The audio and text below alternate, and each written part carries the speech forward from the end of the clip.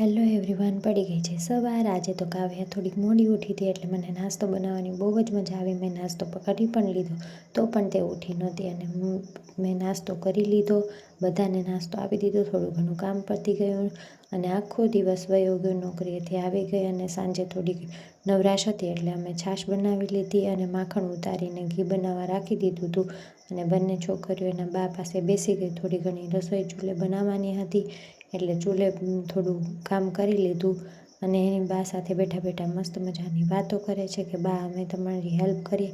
બા કે નાના દૂર ખસો, મને ડિસ્ટર્બ કરોમાં, હજી તમારે વાર છે, એવું બધી ખાલી ખેલી વાતો કરે છે ને એના બાને હેરાન કરે છે।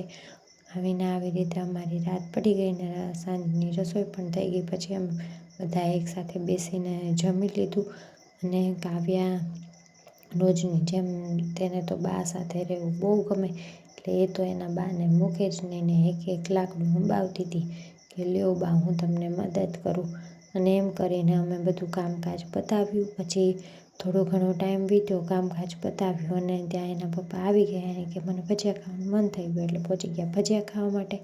જુઓ બધા, ચાલો તમે પણ ભજીયા ખાવા આવી જાઓ।